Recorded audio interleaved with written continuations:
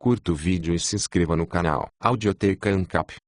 Audioteca apresenta Por uma Nova Liberdade, o Manifesto Libertário. Murray Newton Rothbard. O Credo Libertário. Propriedade e troca. O axioma da não agressão.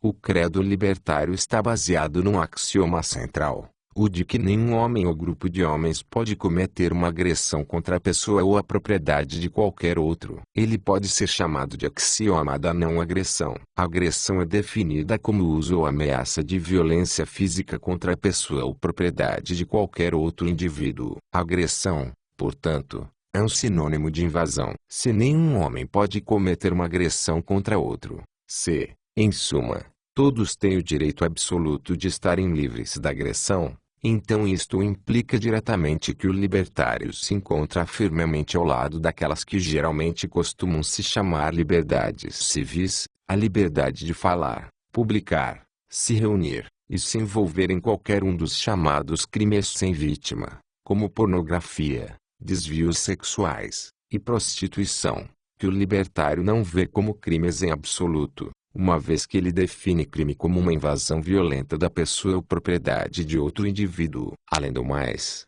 ele vê o alistamento militar compulsório como uma forma de escravidão em escala colossal. E uma vez que a guerra, especialmente as guerras modernas, provoca a matança em massa de civis, o libertário vê tais conflitos como assassinatos em massa e, portanto, totalmente ilegítimos. Hoje em dia todas estas posições são consideradas esquerdistas, na balança ideológica contemporânea. Por outro lado, como o libertário também se opõe à invasão dos direitos da propriedade privada, isso também significa que ele se opõe com a mesma ênfase à interferência do governo nos direitos de propriedade ou na economia de livre mercado através de controles, regulamentações, subsídios ou proibições. Pois se todo indivíduo tem o direito de possuir sua própria propriedade sem sofrer depredações agressivas, ele, portanto, também tem o direito de dar sua propriedade legado ou herança,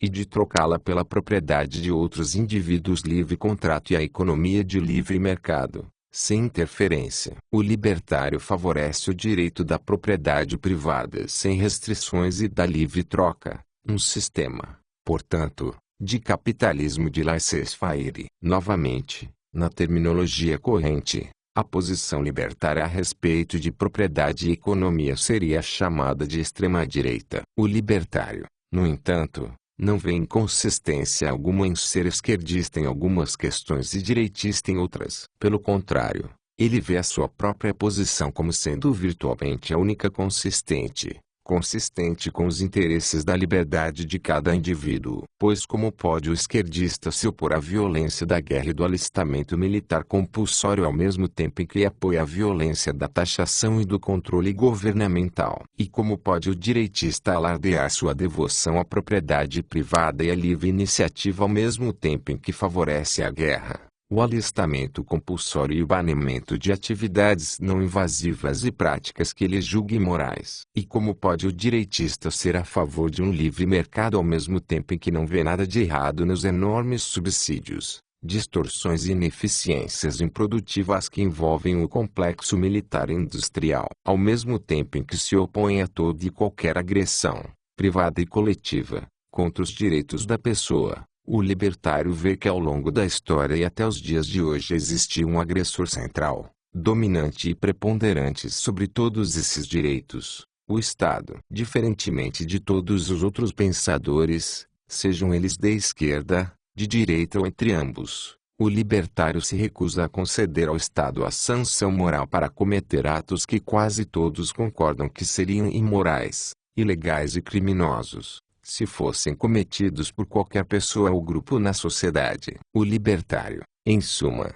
insiste em aplicar a lei moral geral a todos, e não permite isenções especiais a nenhuma pessoa ou grupo. Porém, se examinarmos o Estado nu, por assim dizer, veremos que ele recebe permissão universal, e é até mesmo encorajado a cometer todos os atos que até mesmo os não libertários admitem ser crimes repreensíveis. O Estado habitualmente comete assassinatos em massa, que ele chama de guerra, ou, por vezes, de supressão da subversão, o Estado emprega a escravidão em suas forças militares, que ele chama de alistamento militar obrigatório, e ele vive e subsiste através da prática do roubo à força, que ele chama de imposto. O libertário insiste que o fato da maioria da população apoiar ou não estas práticas não tem qualquer relação com sua natureza, que, a despeito da sanção popular, guerra é assassinato em massa, alistamento é escravidão, imposto é roubo. O libertário, em suma, é quase que perfeitamente aquela criança da fábula, avisando insistentemente que o imperador está sem roupas. Ao longo dos tempos, o imperador teve uma série de pseudo-roupas que lhe foram fornecidas pela casta intelectual da nação. Em séculos passados, os intelectuais informavam o público que o Estado ou seus governantes eram divinos, ou pelo menos estavam investidos da autoridade divina e, portanto, o que poderia parecer a olho ingênuo e inculto como despotismo, assassinato em massa e roubo em grande escala era apenas o divino agindo de sua maneira misteriosa e benigna sobre o corpo político. Nas últimas décadas, à medida que a sanção divina começou a ficar um pouco puída, os intelectuais da corte do imperador começaram a tecer apologias cada vez mais sofisticadas, informando o público que o que o governo faz é para o bem comum e para o bem-estar público, que o processo de taxação e gastos funciona através do misterioso processo do multiplicador para manter a economia equilibrada,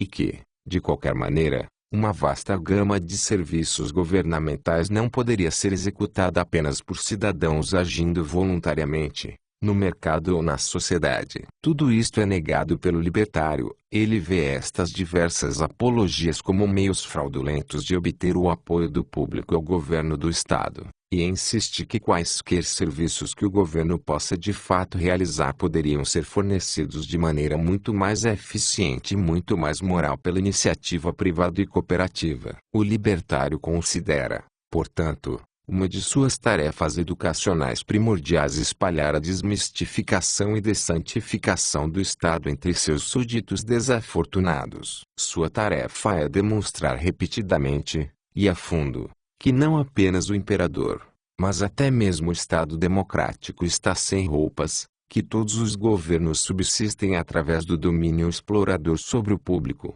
e que este domínio é o inverso da necessidade objetiva. Ele luta para mostrar que a própria existência dos impostos e do Estado instaura, obrigatoriamente, uma divisão de classes entre os governantes exploradores e os governados explorados. Ele procura mostrar que a tarefa dos intelectuais da corte que constantemente apoiaram o Estado sempre foi a de tecer mistificações para induzir o público a aceitar o governo do Estado, e que estes intelectuais obtêm, em troca, uma parcela do poder e da pilhagem extraída pelos governantes de seus súditos iludidos. Pegue-se, por exemplo, a instituição do imposto, que os estatistas alegam ser, de certa forma, realmente voluntária. Qualquer um que realmente acredita na natureza voluntária dos impostos está convidado a se recusar a pagar seus impostos e ver o que acontecerá a ele. Se analisarmos a taxação, descobriremos que, entre todas as pessoas e instituições da sociedade, apenas o governo obtém seus rendimentos através da violência coercitiva. Todo o resto da sociedade obtém sua renda ou através de doações voluntárias, associações, instituições de caridade, clubes de xadrez, ou através da venda de mercadorias ou serviços adquiridos voluntariamente por consumidores. Se qualquer um além do governo começasse a taxar, seria evidentemente acusado de coerção e de um banditismo levemente disfarçado. No entanto, os adornos místicos da soberania encobriram de tal maneira o processo que apenas os libertários estão preparados para chamar o imposto do que lhe é: roubo, legalizado e organizado, em grande escala. Direitos de propriedade.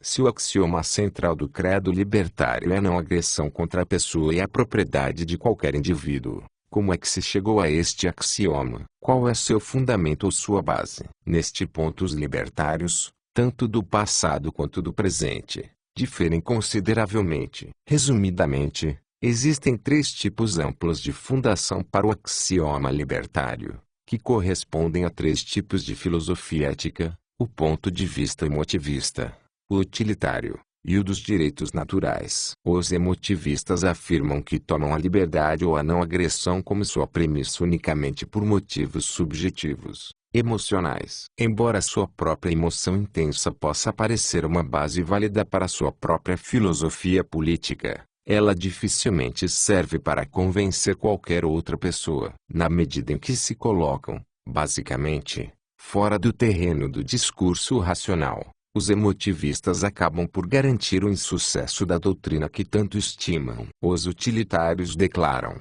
a partir de seu estudo das consequências da liberdade quando justaposta a sistemas alternativos, que a liberdade levará com mais segurança às metas aprovadas: harmonia, paz, prosperidade, etc. Evidentemente ninguém discute que as consequências relativas devam ser estudadas ao se avaliar os méritos ou deméritos de seus respectivos credos. Porém existem diversos problemas em nos confinarmos a uma ética utilitária. Um dos motivos é o de que o utilitarismo presume que podemos pesar as alternativas, e decidir a respeito de políticas, com base em suas consequências boas ou más. Mas se é legítimo aplicar julgamentos de valor às consequências de X, por que não seria igualmente legítimo aplicar estes julgamentos ao próprio X? Não haverá algo inerente ao próprio ato que possa ser considerado bom ou mau. Outro problema com o utilitário é que ele dificilmente adotará algum princípio como um padrão de medida absoluto ou consistente a ser utilizado nas diversas situações concretas do mundo real. Ele apenas utilizará um princípio, na melhor das hipóteses, como uma aspiração ou diretriz vaga, uma tendência que ele pode optar por ignorar a qualquer momento. Este foi o principal defeito dos radicais ingleses do século XIX, que haviam adotado o ponto de vista laissez-faire dos liberais do século XVIII, mas que optaram por um utilitarismo supostamente científico no lugar do conceito supostamente místico dos direitos naturais como fundamento para sua filosofia. Dessa maneira, os liberais do laissez-faire do século XIX passaram a usar o laissez-faire como uma tendência vaga, e não como um padrão de medida imaculado, comprometendo desta forma de maneira crescente e fatal o credo libertário. Dizer que não se pode confiar num utilitarista para manter o princípio libertário em cada uma de suas aplicações específicas pode soar duro, mas é uma maneira justa de apresentar o caso. Um célebre exemplo contemporâneo é o professor Milton Friedman, um economista adepto do mercado livre que, como os economistas clássicos que o antecederam, se apega à liberdade contra a intervenção do Estado como uma tendência geral, porém na prática permite uma miríade de exceções danosas, exceções que servem para corromper quase que totalmente o princípio, especialmente nos campos dos assuntos policiais e militares, educação, impostos, bem-estar social, efeitos de vizinhança, leis antitruste, e o dinheiro e sistema bancário. Consideremos um exemplo cabal. Suponhamos uma sociedade que considera fervorosamente que todos os ruivos são agentes do demônio e, portanto, devem ser executados sempre que forem encontrados. Presumamos então que existe apenas um número pequeno de ruivos em qualquer geração, poucos demais para serem significantes. Estatisticamente, o libertário utilitarista poderia muito bem argumentar, embora o assassinato de ruivos seja, quando examinado isoladamente, deplorável, as execuções são pouco numerosas. A imensa maioria do público, enquanto não ruivos, obtém uma enorme satisfação psíquica da execução pública dos ruivos. O custo social é desprezível, e o benefício social e psíquico para o resto da sociedade é grande. Logo, a execução dos ruivos é correta e apropriada para a sociedade. O libertário dos direitos naturais, como está esmagadoramente preocupado com a justiça do ato, reagirá com horror, e se oporá de maneira firme e inequívoca contra as execuções, sendo elas assassinatos totalmente injustificados e uma agressão cometida contra pessoas que a princípio não são agressivas. A consequência da interrupção destes assassinatos, privar a maior parte da sociedade de um grande prazer psíquico, não influenciaria em absoluto este libertário, O libertário absolutista, dedicado à justiça e à consistência lógica, o libertário dos direitos naturais admite tranquilamente que é doutrinário, que é, em suma, um seguidor impassível de suas próprias doutrinas. Voltemo-nos então à base de direitos naturais para o credo libertário, uma base que, de uma forma ou outra, foi adotada pela maioria dos libertários, no passado ou no presente. Os direitos naturais são a pedra fundamental de uma filosofia política que, por sua vez, está incrustada numa estrutura política superior, a da lei natural. A teoria da lei natural se apoia na constatação de que vivemos num mundo composto por mais de uma, na realidade, um número imenso, de entidades, e que cada entidade tem propriedades distintas e específicas, uma natureza distinta, que pode ser investigada pela razão do homem, por suas percepções sensoriais e por suas faculdades mentais. O cobre tem uma natureza distinta e se comporta de uma maneira distinta, e o mesmo ocorre com o ferro, o sal, etc. A espécie humana, da mesma maneira, tem uma natureza específica, da mesma maneira que o mundo que a cerca e as maneiras como eles interagem. Resumindo de maneira excessiva, a atividade de cada entidade inorgânica e orgânica é determinada por sua própria natureza e pela natureza de outras entidades com a qual ela entra em contato. Mais especificamente, enquanto o comportamento das plantas e de pelo menos os animais mais inferiores é determinado por sua natureza biológica, ou talvez pelos seus instintos, a natureza do homem é tal que cada indivíduo deve, ao agir, escolher seus próprios fins e utilizar-se de seus próprios meios para atingi-los. Como não possui instintos automáticos, cada homem deve aprender sobre si mesmo e sobre o mundo, utilizar sua mente para escolher valores, aprender sobre causa e consequência, e agir de uma maneira intencional para se manter e levar sua vida adiante. Como os homens podem pensar, sentir, avaliar e agir apenas como indivíduos, torna-se vitalmente necessário para a sobrevivência e a prosperidade de cada homem que ele tenha a liberdade de aprender, escolher e desenvolver suas faculdades, e haja a partir de seu conhecimento e seus valores. Este é o caminho necessário da natureza humana. Interferir com este processo e danificá-lo através do uso da violência vai profundamente contra o que é necessário, na própria natureza humana, para sua vida e prosperidade. A interferência violenta no aprendizado e nas escolhas de um homem é, portanto, profundamente anti-humana. Ela viola a lei natural das necessidades do homem. Os individualistas sempre foram acusados por seus inimigos de serem atomísticos, de postularem que cada indivíduo vive numa espécie de vácuo, pensando e escolhendo sem relações com qualquer outra pessoa na sociedade. Esta, no entanto, é uma falácia autoritária. Poucos individualistas foram atomistas, se é que algum já o foi. Pelo contrário, é evidente que os indivíduos sempre aprendem uns com os outros, cooperam e interagem uns com os outros, e que isto, também, é necessário para a sobrevivência do homem. O ponto, no entanto, é que cada indivíduo é responsável pela escolha final de quais influências ele adotará e rejeitará,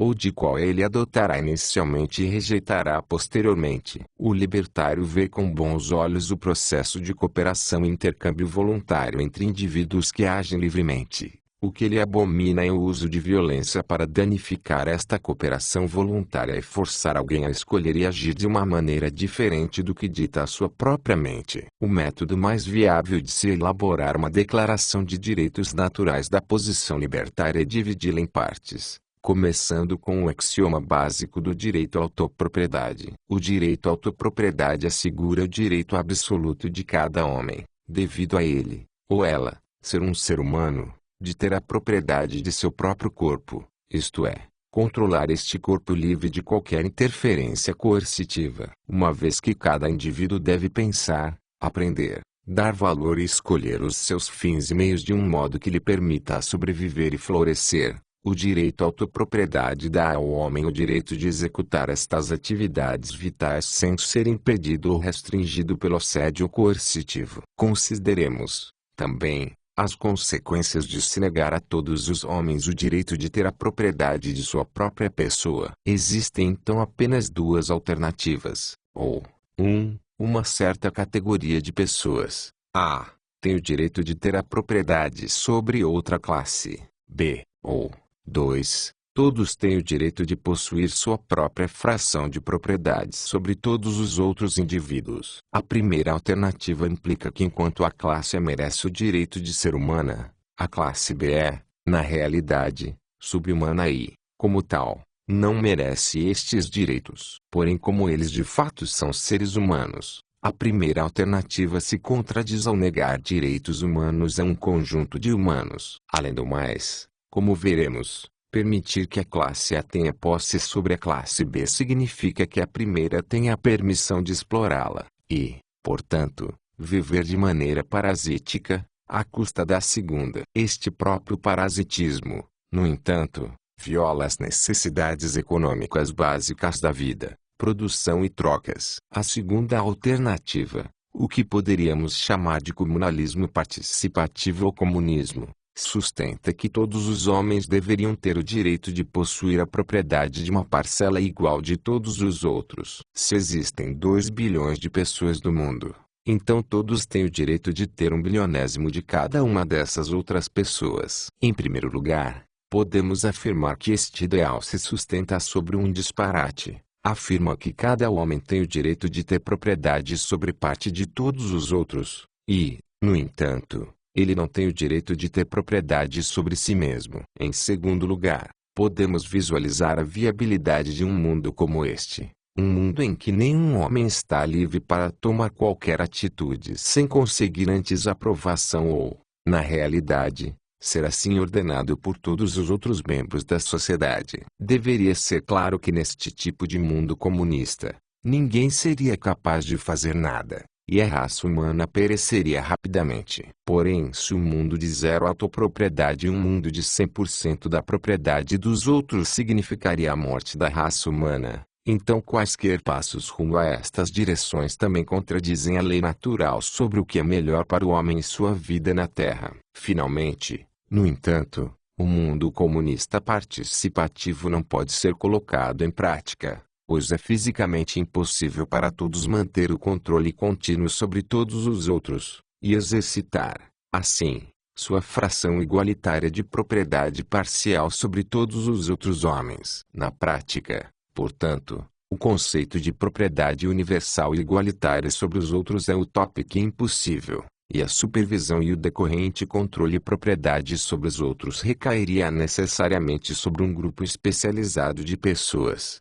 que acabaria por se tornar uma classe dominante. Assim, na prática, qualquer tentativa de governo comunista automaticamente se torna um governo de classes, e nos remeteria à primeira alternativa. O libertário rejeita, portanto, estas alternativas, e conclui ao adotar como seu axioma primário o direito universal à autopropriedade, um direito possuído por todos pelo simples motivo de ser um ser humano. Uma tarefa mais difícil é a de se chegar a um acordo a respeito da propriedade sobre objetos não humanos, sobre as coisas desta terra. É comparativamente fácil reconhecer, na prática, quando alguém está cometendo uma agressão contra o direito de propriedade de outra pessoa. Se agride B, ele está violando o direito de propriedade B sobre seu próprio corpo. Porém, com objetos não humanos o problema se torna mais complexo. Se, por exemplo, vemos X pegando um relógio que é de propriedade de Y,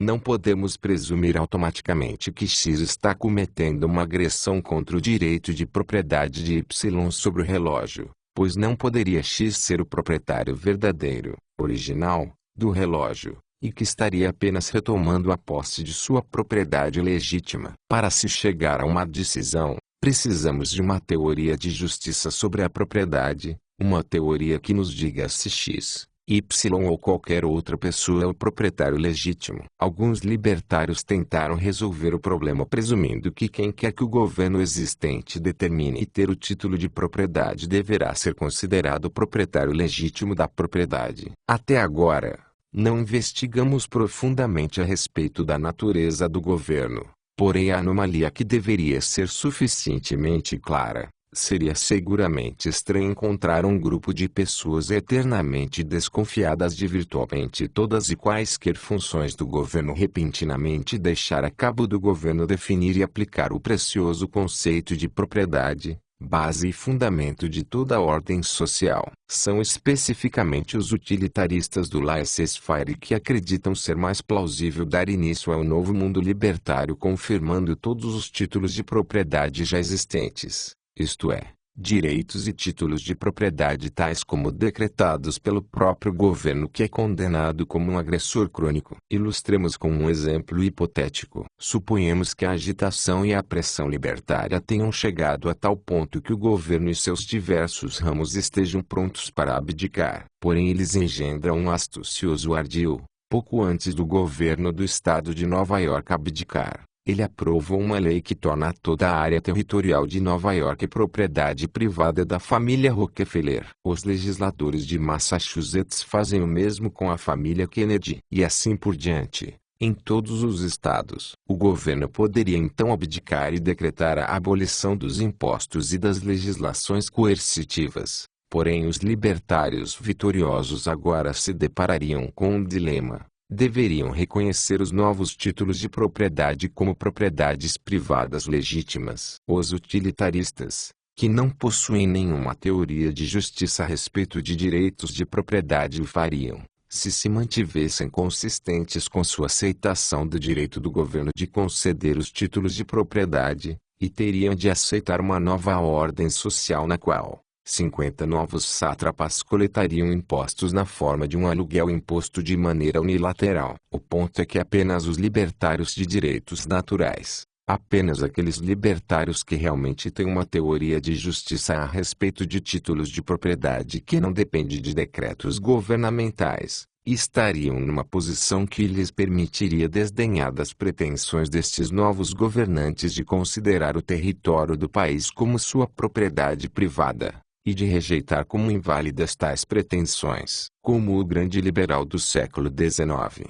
Lord Acton, via claramente, a lei natural fornece a única base segura para uma crítica contínua das leis e decretos governamentais. Qual, especificamente, é a posição dos direitos naturais a respeito dos títulos de propriedade é a questão para a qual agora nos voltamos. Estabelecemos o direito de cada indivíduo à autopropriedade. Há um direito de propriedade sobre o seu próprio corpo e pessoa. Porém as pessoas não são espectros flutuantes, não são entidades autossubsistentes. Podem apenas sobreviver e florescer ao confrontar o mundo que as cerca. Precisam, por exemplo, estar em locais físicos. Do mesmo modo, precisam, para poder sobreviver e se sustentar, transformar os recursos que lhes são dados pela natureza em bens de consumo, em objetos que lhes sejam mais apropriados para o uso e consumo. A comida deve ser cultivada e consumida. Minerais devem ser extraídos do solo e então transformados em capital e outros bens de consumo mais úteis,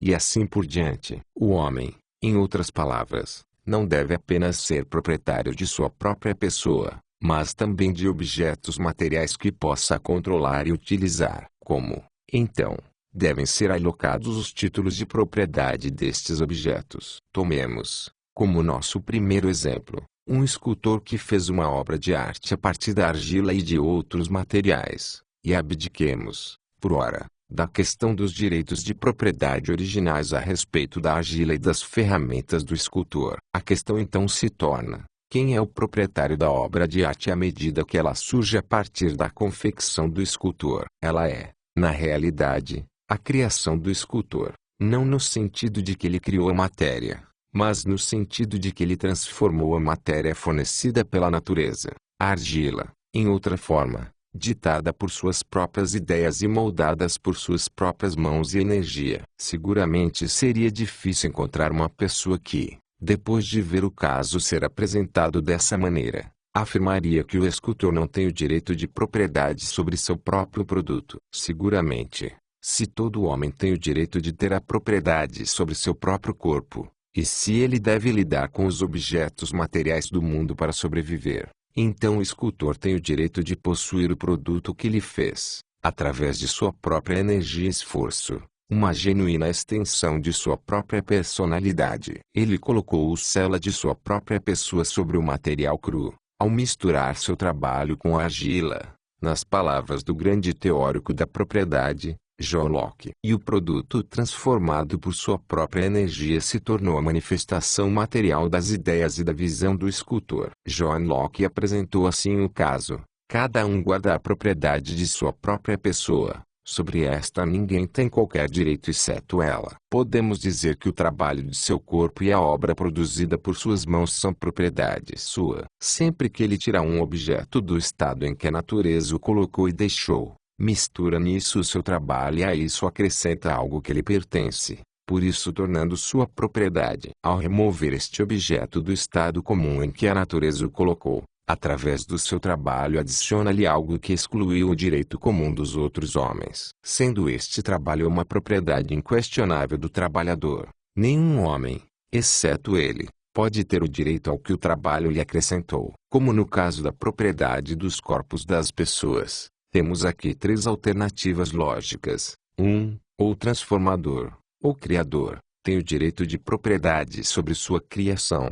Ou, 2. Outro homem ou grupo de homens tem o direito sobre esta criação, ou seja, tem o direito de se apropriar dela à força sem o consentimento do escultor. Ou, 3. Todos os indivíduos do mundo têm uma parcela igual de propriedade sobre aquela escultura, a solução comunal. Novamente, colocando de uma maneira grosseira, existem poucos que não reconheceriam a injustiça monstruosa de se confiscar a propriedade do escultor, seja por uma ou mais pessoas, ou em nome do mundo como um todo. Com que direito fazem? Com que direitos se apropriam para si próprios do produto da mente e energia do Criador? Neste caso, claro, o direito do Criador de possuir aquilo ao qual ele misturou sua pessoa e seu trabalho seria geralmente reconhecido. Mais uma vez, como no caso da propriedade comunal de pessoas, a solução comunal do mundo acabaria sendo, na prática, reduzida a uma oligarquia de alguns poucos se apropriando da obra do Criador em nome da propriedade pública mundial. O ponto principal, no entanto, é que o caso do escultor não é diferente, qualitativamente, de todos os casos de produção. O homem, ou os homens que extraíram a argila do solo e a venderam ao escultor podem não ser tão criativos quanto o escultor, mas também são produtores. Eles também misturaram suas ideias e seu know-how tecnológico com o solo dado pela natureza para aparecer com um produto útil. Eles também são produtores, e também misturaram seu trabalho com materiais naturais para transformar estes materiais em bens e serviços mais úteis. Estas pessoas também têm o direito à propriedade de seus produtos. Quando, então, se inicia o processo? Novamente, voltemos a Locke. Aquele que se alimentou com bolotas que colheu sob um carvalho, ou das maçãs que retirou das árvores na floresta, certamente se apropriou deles para si. Ninguém pode negar que a alimentação é sua. Pergunto então, quando começaram a lhe pertencer? Quando os digeriu? Quando os comeu? Quando os cozinhou? Quando os levou para casa? Ou quando os apanhou? E é evidente que se o primeiro ato de apanhar não os tornasse sua propriedade, nada mais poderia fazê-lo. Aquele trabalho estabeleceu uma distinção entre eles e o bem comum. Ele lhes acrescentou assim algo além do que a natureza, a mãe de tudo, havia feito, e assim eles se tornaram seu direito privado. Será que alguém pode dizer que ele não tem direito àquelas bolotas do carvalho ou àquelas maçãs de que se apropriou porque não tinha um consentimento de toda a humanidade para agir dessa forma? Poderia ser chamado de roubo a apropriação de algo que pertencia a todos em comum. Se tal consentimento fosse necessário, o homem teria morrido de fome, apesar da abundância que Deus lhe proporcionou. Sobre as terras comuns que assim permanecem por convenção, vemos que o fato gerador do direito de propriedade,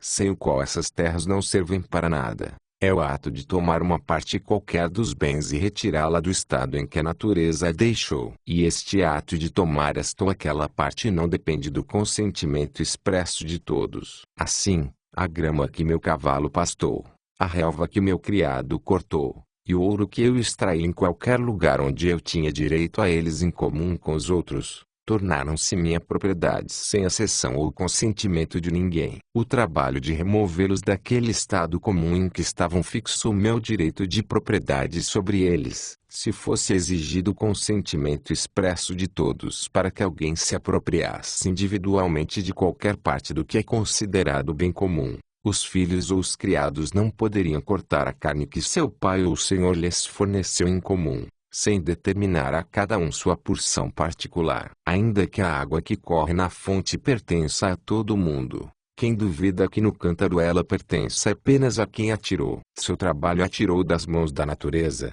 onde ela era um bem comum e pertencia igualmente a todos os seus filhos, e a transformou em sua propriedade. Assim, esta lei da razão dá ao índio veado que lhe matou. Admite-se que a coisa pertence àquele que lhe consagrou seu trabalho, mesmo que antes ela fosse direito comum de todos. E entre aqueles que contam como a parte civilizada da humanidade, que fizeram e multiplicaram leis positivas para a determinação da propriedade, a lei original da natureza, que autorizou o início da apropriação dos bens antes comuns, permanece sempre em vigor. Graças a ela, os peixes que alguém pesca no oceano, esta grandeza comum a toda a humanidade, ou aquele ambar cinzento que se recolheu, tornam-se propriedade daqueles que lhes consagraram tantos cuidados através do trabalho que os removeu do estado comum em que a natureza os deixou. Se todo homem tem a propriedade sobre sua própria pessoa, e, portanto,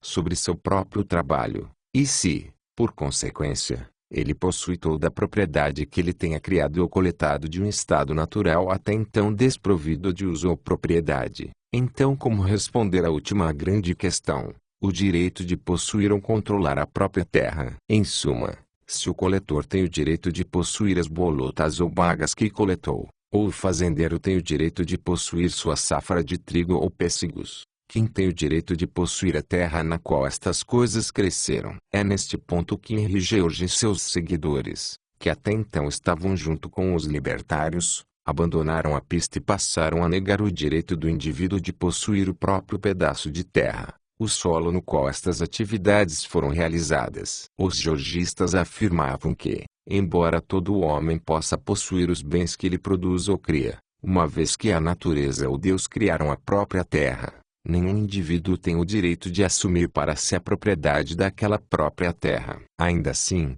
se a terra tem de ser utilizada de uma maneira minimamente eficiente, ela deve ser possuída ou controlada por alguém ou algum grupo. E novamente nos deparamos com nossas três alternativas. Ou a terra pertence a quem primeiro a utilizou, o homem que primeiro lhe tornou produtiva, ou ela pertence a um grupo de outros indivíduos, ou ela pertence ao mundo como um todo, e cada indivíduo possui uma parte fracionária de todo o acre de terra. A opção de George pela última solução dificilmente soluciona seu problema moral. Se a própria terra pertence a Deus ou à natureza, então por que seria mais moral que cada acre de terra no mundo pertencesse ao mundo como um todo do que conceder a propriedade individual? Novamente, na prática, é obviamente impossível que cada pessoa no mundo exerça de maneira efetiva a propriedade de sua parcela de 4 bilionésimos. Se a população do mundo for de, digamos, 4 bilhões, de cada pedaço da superfície da Terra. Na prática, obviamente, uma pequena oligarquia acabaria por controlar e deter essa propriedade, e não o mundo como um todo. Além, no entanto, destas dificuldades encontradas na posição georgista, a justificativa dos direitos naturais para a propriedade da terra é a mesma justificativa que a propriedade original de qualquer outra propriedade. Pois, como vimos, nenhum produtor realmente cria matéria. Ele pega a matéria que foi fornecida pela natureza e a transforma, através da energia de seu trabalho, de acordo com as suas ideias e sua visão. Porém é exatamente isto que o pioneiro, o apropriador original, faz quando ele passa a uma terra que até então não era utilizada para sua própria propriedade privada. Assim como o homem que forja o aço a partir do minério de ferro o faz através de seu know-how e com sua energia. E assim como o homem que extrai o ferro do solo, o proprietário faz o mesmo quando roça, cerca, cultiva ou constrói sobre a terra. O apropriador original da terra, da mesma forma, transformou o caráter do solo fornecido pela natureza através de seu trabalho e de sua personalidade. O apropriador original da terra é dono de sua propriedade de maneira tão legítima quanto o escultor ou o fabricante. Ele é tão produtor quanto os outros. Além disso, se a terra original é dada pela natureza, ou por Deus, então igualmente o são os talentos, a saúde e a beleza das pessoas. E assim como estes atributos são dados a determinados indivíduos e não à sociedade, então o mesmo se dá com os recursos naturais e com a terra. Todos estes recursos são dados a indivíduos, e não à sociedade. Uma abstração que não existe de fato. Não há uma entidade existente chamada sociedade. Existem apenas indivíduos que interagem entre si. Afirmar que a sociedade deveria ter a propriedade de terra ou de qualquer outra propriedade em comum, portanto, significaria que um grupo de oligarcas, na prática, burocratas do governo, deveria deter a posse dessa propriedade, e à custa da expropriação do criador ou do proprietário de terras que trouxe, originalmente, este produto à existência. Além do mais, ninguém pode produzir qualquer coisa sem a cooperação da terra original, nem que apenas como espaço físico para fazê-lo. Homem algum pode produzir ou criar algo unicamente através de seu trabalho. Ele precisa da cooperação da terra e de outras matérias-primas naturais. O homem vem ao mundo com apenas ele próprio e o mundo ao seu redor, a terra e os recursos naturais que lhes são dados pela natureza. Ele pega estes recursos e os transforma, através de seu trabalho, sua mente e sua energia, em bens que são mais úteis para o homem. Se um indivíduo, portanto, não pode possuir a terra original, ele tampouco poderá, no sentido pleno, possuir qualquer um dos frutos de seu trabalho. O fazendeiro não poderá ter a propriedade do trigo que colher se ele não puder ter a posse da terra na qual aquele trigo cresceu. Agora que seu trabalho foi misturado de maneira inextricável com a terra, ele não pode ser privado de um sem ser privado do outro. Além do mais, se um produtor não tiver direito aos frutos de seu trabalho, quem deverá ter? É difícil perceber por que um bebê recém-nascido paquistanês deveria ter uma reivindicação moral por uma parcela fracionária de direitos sobre uma terra no Iowa que alguém transformou num trigal, e vice-versa.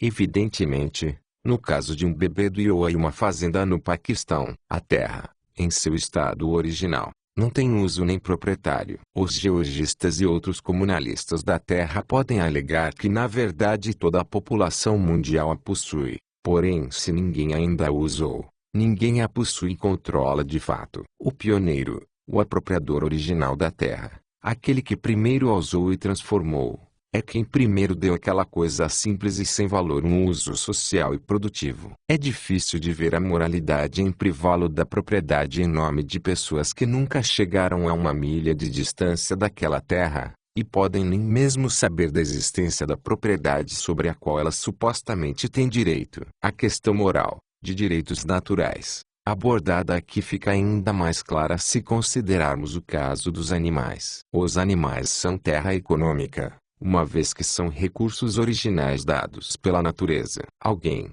no entanto, negaria o direito de posse de um cavalo ao homem que primeiro o encontrou e domesticou, como isto é diferente das bolotas e bagas geralmente reconhecidas como sendo de quem as escolheu. Na terra, da mesma maneira, algum apropriador foi responsável por pegar aquela terra não domesticada, selvagem, e a domou, dando-lhe um uso produtivo. Misturar o seu trabalho com a extensão de terra lhe deveria dar um direito de posse tão claro quanto no caso dos animais. Como Locke declarou, a superfície da terra que um homem trabalha, planta, melhora, cultiva e da qual pode utilizar os produtos, pode ser considerada a sua propriedade. Por meio de seu trabalho, ele a limita e a separa do bem comum.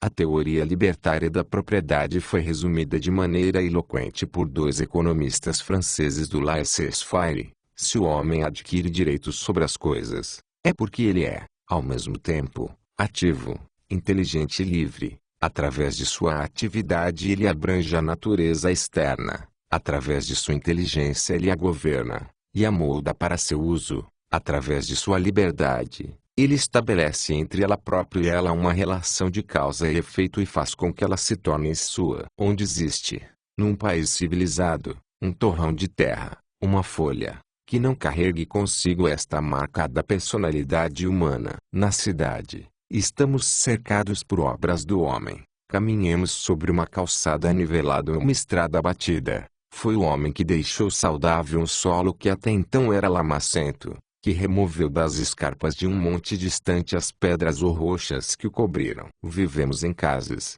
Foi o homem que escavou a pedra da pedreira, que a lavrou, que aplainou as madeiras. Foi o pensamento do homem que dispôs os materiais de uma maneira apropriada e construiu um edifício do que antes era apenas rocha e madeira. E, no campo, a ação do homem ainda está presente em toda parte.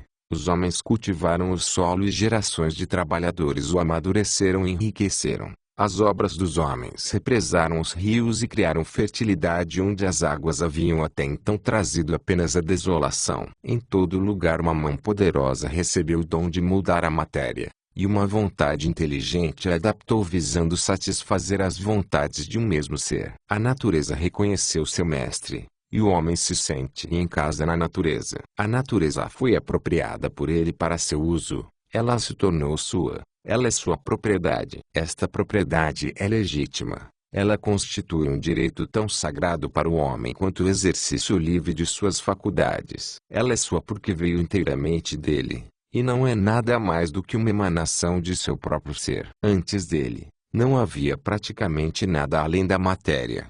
Depois dele, e por seu intermédio, há agora uma riqueza intercambiável, isto é, artigos que passaram a adquirir um valor através da indústria, da manufatura, do manuseio, da extração, ou simplesmente através do transporte. Da pintura feita por um grande mestre, que talvez seja, em toda a produção material, aquela na qual a matéria desempenha o menor papel, até o balde de água que o carregador leva do rio até o consumidor, a riqueza, qualquer que seja, adquire seu valor apenas através dessas qualidades transferidas. E essas qualidades fazem parte da atividade, da inteligência, da força humana. O produtor deixou um fragmento de sua própria pessoa na coisa que passou assim a se tornar valiosa, e pode, portanto, ser vista como uma extensão das faculdades do homem agindo sobre a natureza externa. Como um ser livre, ele pertence a si próprio,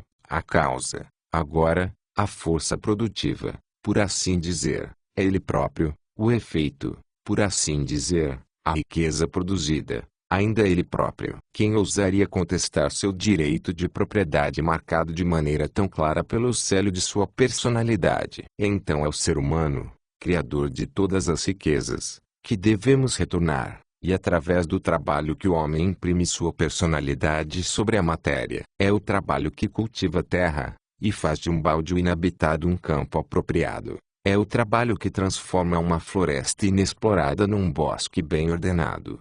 É o trabalho, ou melhor, uma série de trabalhos, muitas vezes executados por uma sucessão muito numerosa de trabalhadores, que obtém o cânhamo da semente, o fio do cânhamo, o tecido do fio, a roupa do tecido, que transformam a pirita disforme, extraída de uma mina, num bronze elegante que adorna algum local público, e repente a todo um povo o pensamento de um artista. A propriedade, tornada manifesta através do trabalho, faz parte dos direitos da pessoa da qual ela emana. Assim como essa pessoa, ela é inviolável, enquanto não se expanda até entrar em colisão com qualquer outro direito.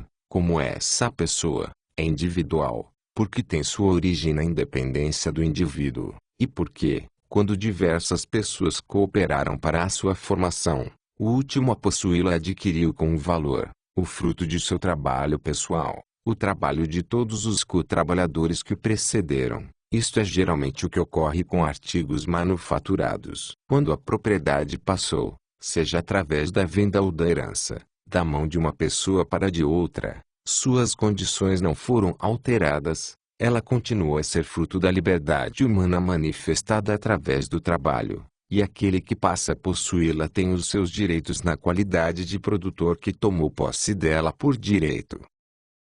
A sociedade e o indivíduo. Falamos extensivamente sobre os direitos dos indivíduos, mas pode-se perguntar, os direitos da sociedade, não estariam eles acima dos direitos do mero indivíduo? O libertário, no entanto, é um individualista. Ele acredita que um dos erros primários da teoria social é tratar a sociedade como se ela fosse uma entidade realmente existente. A sociedade é por vezes tratada como uma figura superior ou semidivina, com direitos primordiais próprios, em outras instâncias, como um mal existente que pode ser culpado por todos os males do mundo. O individualista sustenta que apenas indivíduos existem, pensam, sentem, escolhem e agem, e que a sociedade não é uma entidade viva, mas apenas um rótulo para um conjunto de indivíduos que interagem. Tratar a sociedade como algo que escolhe e age, portanto, serve para obscurecer as forças que de fato estão agindo. Se, numa pequena comunidade, 10 pessoas formam um bando para roubar e expropriar 3 outras pessoas, isso é claro e evidentemente um caso de um grupo de indivíduos agindo em conjunto contra outro grupo. Nesta situação, se estas 10 pessoas ousassem referir a si próprias como uma sociedade agindo em seu interesse, seu raciocínio seria recebido com risadas num tribunal. Até mesmo os 10 ladrões teriam vergonha de usar este tipo de argumento. Porém, aumente este número de indivíduos, e este tipo de ofuscamento se torna comum, e consegue enganar o público. A utilização falaciosa de um substantivo coletivo como nação, de modo semelhante, neste aspecto, a sociedade, foi apontado de maneira incisiva pelo historiador Parker Temuon. Quando se usa simplesmente o nome França, pensa-se na França como uma unidade, uma entidade. Quando dizemos que a França enviou suas tropas para conquistar Tunis, imputamos não apenas unidade, mas também personalidade ao país. As próprias palavras escondem os fatos e fazem das relações internacionais um drama glamouroso, no qual as nações personalizadas são os atores. E nos esquecemos com frequência excessiva de que são homens e mulheres de carne e osso que são os verdadeiros atores. Se não tivéssemos a palavra França, descreveríamos então de maneira mais precisa esta expedição a Tunis. De uma maneira semelhante a esta, algumas poucas destas 38 milhões de pessoas enviaram 30.000 outras delas para conquistar Tunis. Essa maneira de expressar o fato sugere imediatamente uma questão, ou melhor, uma série de questões. Quem eram estas poucas pessoas? Por que eles enviaram as outras 30.000 a Tunis? E por que estes desobedeceram? A construção de impérios não é feita por nações, mas por homens. O problema que se apresenta diante de nós é descobrir quais são os homens, as minorias ativas e interessadas, em cada nação, que estão diretamente interessadas no imperialismo. E então analisar os motivos pelos quais as maiorias pagam os custos e lutam as guerras exigidas pela expansão imperialista. A visão individualista da sociedade foi resumida na frase: sociedade é todo mundo exceto você. Colocada desta maneira crua, esta análise pode ser usada para considerar todos aqueles casos em que a sociedade é tratada não só como um super-herói com superdireitos, mas também como um super-vilão, sobre cujos ombros se deposita uma culpa colossal. Consideremos a visão típica de que o indivíduo que comete um crime não é responsável pelo seu crime, e sim a sociedade. Peguemos, por exemplo, o caso no qual Smith assalta ou assassina Jones. A visão antiquada de que Smith é responsável por seu ato. O progressista moderno contesta, afirmando que a sociedade é responsável. Isto soa tanto sofisticado quanto humanitário, até que apliquemos a perspectiva individualista. Então percebemos que o que os progressistas estão realmente dizendo é que todos, exceto Smith, incluindo, é claro, a vítima, Jones, são responsáveis pelo crime. Quando isto é descrito dessa maneira, sem rodeios, quase todos reconheceriam o absurdo deste ponto de vista. Porém, evocar a sociedade, essa entidade fictícia, ofusca o processo. Como afirmou o sociólogo Arnold W. Green, deduzir-se-ia, então, que se a sociedade é responsável pelo crime, e os criminosos não são responsáveis pelo crime, Apenas aqueles membros da sociedade que não cometem crimes podem ser responsabilizados pelos crimes. Uma falta de sentido tão óbvia pode ser contornada simplesmente através da evocação da sociedade como um demônio, um mal que está parte das pessoas e daquilo que elas fazem. O grande escritor libertário americano Frank Chodorov enfatizou este ponto de vista a respeito da sociedade quando escreveu que sociedades são pessoas. Sociedade é um conceito coletivo e nada mais que isso. É uma conveniência que serve para designar um número de pessoas. O mesmo ocorre com família, multidão, gangue, ou qualquer outro nome que dermos a um aglomerado de pessoas. Sociedade não é uma pessoa a mais. Se o censo contabiliza 100 milhões de indivíduos, este é o total existente, e nenhum a mais, pois não pode haver qualquer acréscimo à sociedade além da procriação. O conceito de sociedade como uma pessoa metafísica desmorona quando observamos que a sociedade desaparece quando as partes que a compõem se dispersam, como no caso de uma cidade fantasma ou de uma civilização que conhecemos pelos artefatos que deixou. Quando os indivíduos desaparecem, o todo também desaparece. O todo não tem uma existência separada. Utilizar o substantivo coletivo com o verbo singular nos leva a uma armadilha da imaginação. Ficamos inclinados a personalizar a coletividade e imaginá-la como possuidora de um corpo e uma psique própria. Livre troca e o livre contrato. O núcleo central do credo libertário, portanto, é estabelecer o direito absoluto de todo homem à propriedade privada, primeiro, de seu próprio corpo, e, segundo, dos recursos naturais que até então não foram usados e que ele transformou através de seu trabalho. Estes dois axiomas, o direito à autopropriedade e o direito à apropriação original, formam o conjunto completo de princípios do sistema libertário. A doutrina libertária inteira se torna, portanto, a extensão e aplicação de todas as implicações desta doutrina central. Por exemplo, um homem, X, tem a propriedade de sua própria pessoa, de seu trabalho e da fazenda cujo terreno ele limpou e onde ele planta trigo. Outro homem, Y, é proprietário dos peixes que pesca. Um terceiro, Z, é proprietário das couves que cultivou e da terra sobre a qual elas cresceram. Porém, se um homem tem a propriedade de algo,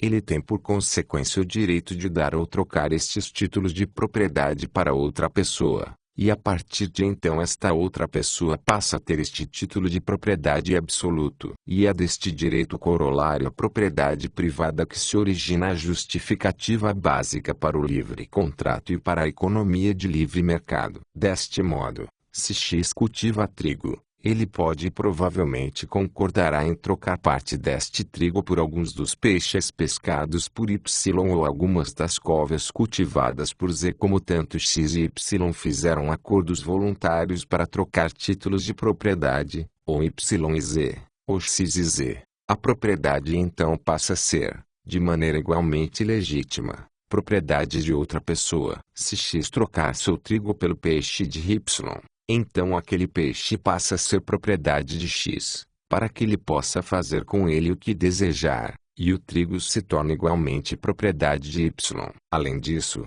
um homem pode trocar não apenas os objetos tangíveis que ele possui, mas também seu próprio trabalho, que obviamente também é uma propriedade sua. Desta forma, Z pode vender seus serviços de trabalho ensinando os filhos do fazendeiro X em troca de algum produto do fazendeiro. O fato é que a economia de livre mercado, e a especialização e divisão de trabalho que ela implica, é de longe a forma mais produtiva de economia conhecida pelo homem, e foi responsável pela industrialização e pela economia moderna sobre a qual a civilização foi construída. Esta é uma feliz consequência utilitária do livre mercado. Porém não é, para o libertário, a razão primordial para o seu apoio a este sistema. Esta razão primordial é moral, e tem suas raízes na defesa dos direitos naturais da propriedade privada que foi demonstrada acima. Mesmo se uma sociedade baseada numa invasão despótica e sistemática dos direitos fosse provada como mais produtiva do que o que Adam Smith chamou de o sistema da liberdade natural,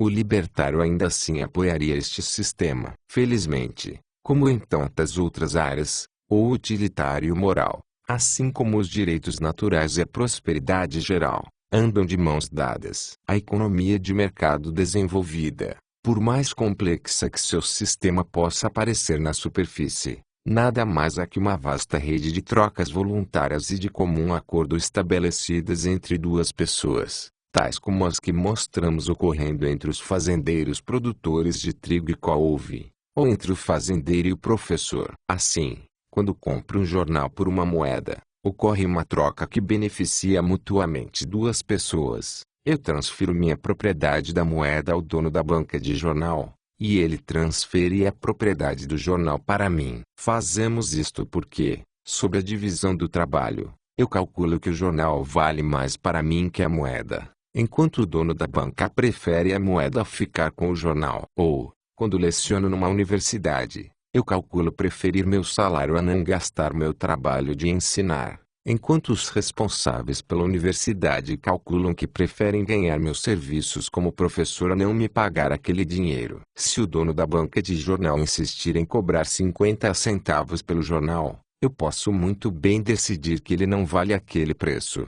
Da mesma maneira, se eu insistir em receber o triplo do meu salário atual, a universidade poderá muito bem decidir abrir mão dos meus serviços. Muitas pessoas estão dispostas a reconhecer a justiça e a adequação dos direitos de propriedade da economia de livre mercado, a reconhecer que o fazendeiro deve poder cobrar por seu trigo o que quer que seus consumidores estejam dispostos a pagar, ou ao trabalhador de colher o que quer que os outros estejam dispostos a pagar por seus serviços. Porém, eles empacam diante de um ponto: a herança. Se Lee Stargell é um jogador de beisebol 10 vezes melhor e mais produtivo que Joe Jack, estão dispostos a admitir a justiça de que Stargell ganhe 10 vezes mais. Porém, perguntam: qual é a justificativa para alguém cujo único mérito é ter nascido um Rockefeller herdar muito mais riqueza que alguém que nasceu um Rothbard? A resposta libertária é não se concentrar naquele que recebe, na criança Rockefeller ou na criança Rothbard,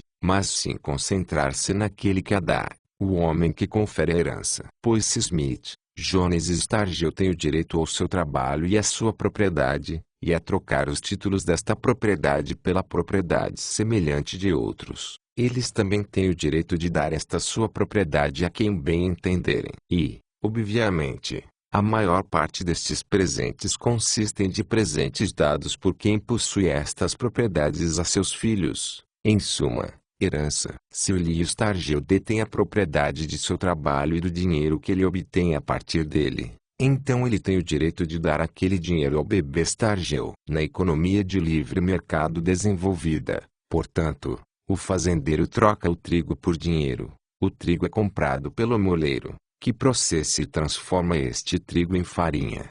O moleiro vende a farinha ao padeiro, que produz pão. O padeiro vende o pão ao atacadista, que por sua vez o vende ao varejista, que finalmente o vende ao consumidor. E, em cada passo do processo, o produtor pode contratar os serviços dos trabalhadores em troca de dinheiro. Como o dinheiro entra na equação é um processo complexo, porém deve estar claro que, conceitualmente, o uso do dinheiro equivale a qualquer mercadoria ou grupo de mercadorias úteis que são trocadas pelo trigo, farinha, etc. No lugar do dinheiro, a mercadoria trocada poderia ser tecido, ferro, ou qualquer outra coisa. A cada passo do processo, trocas mutuamente benéficas de títulos de propriedade são negociadas e efetuadas. Estamos agora numa posição que nos permite ver como o libertário define o conceito de liberdade. Liberdade é uma condição na qual os direitos de propriedade de uma pessoa sobre o seu próprio corpo e sua propriedade material legítima não são invadidos,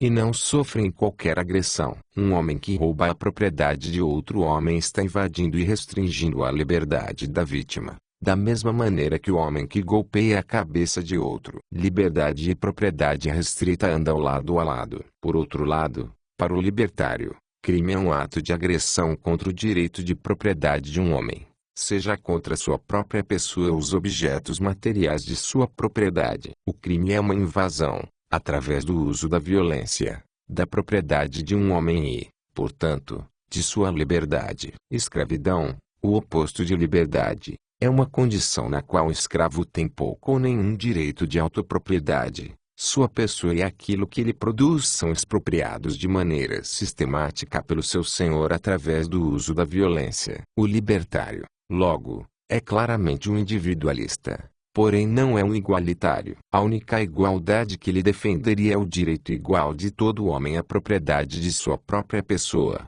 da propriedade dos recursos ainda não usados de que ele primeiro se apropriou, e da propriedade de outros que ele tenha adquirido através de doação ou troca voluntária. Direitos de propriedade e direitos humanos. Os progressistas geralmente reconhecem o direito de todo indivíduo à sua liberdade pessoal, sua liberdade de pensar, falar, escrever e se envolver em trocas pessoais tais como atividades sexuais entre adultos consensuais. Em suma, o progressista tenta defender o direito do indivíduo à propriedade de seu próprio corpo, porém logo em seguida nega o seu direito à propriedade, isto é, a posse de objetos materiais. Daí a típica dicotomia progressista entre direitos humanos, que ele defende, e direitos de propriedade, que ele rejeita. Os dois, no entanto, segundo o libertário, estão inextricavelmente interligados, ou se sustentam, ou caem juntos. Tomemos como exemplo o progressista socialista que defende a propriedade governamental de todos os meios de produção ao mesmo tempo em que defende o direito humano da liberdade de imprensa e de expressão. Como este direito humano deverá ser exercido se os indivíduos que constituem o público lhes têm negado o direito de propriedade? Se,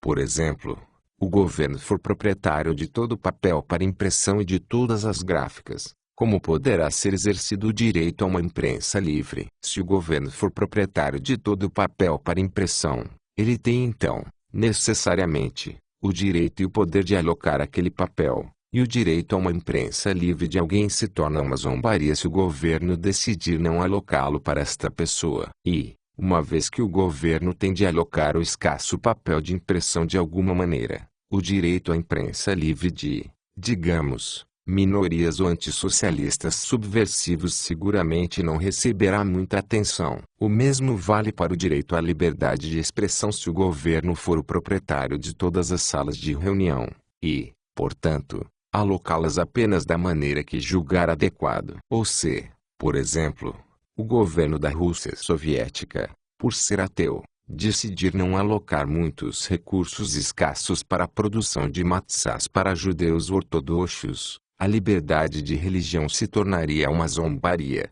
Porém, novamente, o governo soviético sempre pode responder que os judeus ortodoxos são uma pequena minoria e que o equipamento capital não deve ser desviado para a produção de matzás. A falha básica na separação progressista entre direitos humanos e direitos de propriedade é a de que as pessoas são tratadas como abstrações etéreas. Se um homem tem o direito à autopropriedade, ao controle de sua vida, então no mundo real ele também tem de ter o direito de sustentar sua vida lidando com seus recursos e transformando-os. Ele também deve ter o direito de ter a posse do solo e dos recursos sobre o qual eles se encontram e que ele tem de utilizar. Em suma, para sustentar seu direito humano, ou seus direitos de propriedade sobre sua própria pessoa, ele também precisa ter o direito de propriedade sobre o mundo material, sobre os objetos que ele produz. Direitos de propriedade são direitos humanos, e são essenciais para os direitos humanos que os progressistas tentam manter. O direito humano de uma imprensa livre depende do direito humano da propriedade privada sobre o papel para impressão. Na realidade,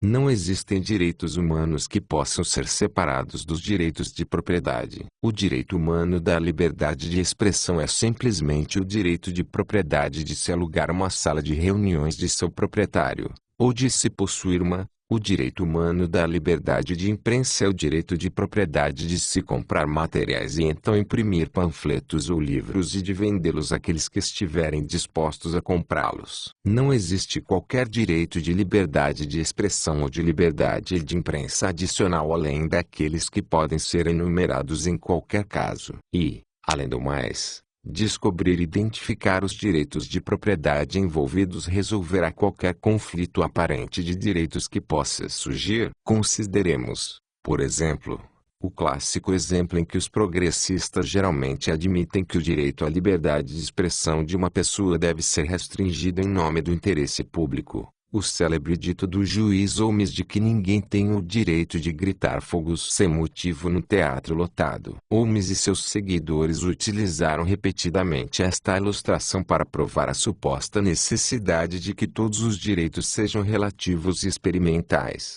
e não precisos e absolutos. O problema aqui, no entanto, não é que os direitos possam vir a ser levados a tamanhos extremos, mas que todo o caso é discutido sob o ponto de vista de uma vaga e confusa liberdade de expressão, e não sob o ponto de vista dos direitos da propriedade privada. Passemos a analisar o problema sob o aspecto dos direitos de propriedade. O sujeito que deu início a um tumulto por gritar fogo, sem necessidade, num teatro lotado, é, necessariamente, ou o proprietário do teatro, ou um representante do proprietário, ou um cliente pagante. Se ele for o proprietário, então ele fraudou seus clientes. Ele recebeu seu dinheiro em troca da promessa de exibir um filme ou peça, e agora, em vez disso, causa um distúrbio no espetáculo ao gritar fogo e interromper a performance. Ele não cumpriu, portanto, suas obrigações contratuais, e desta forma roubou a propriedade,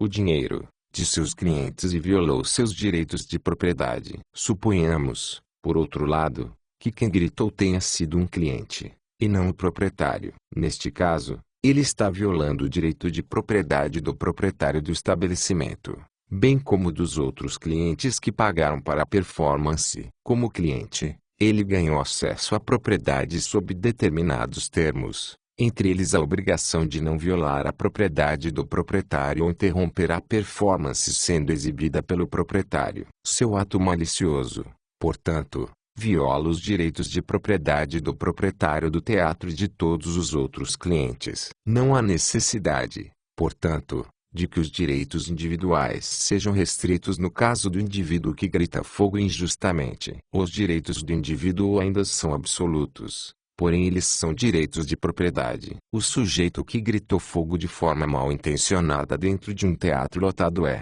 de fato, um criminoso, mas não porque seu suposto direito de liberdade de expressão deve ser restringido. Pragmaticamente, em nome do bem público, ele é um criminoso porque ele clara e obviamente violou os direitos de propriedade de outra pessoa.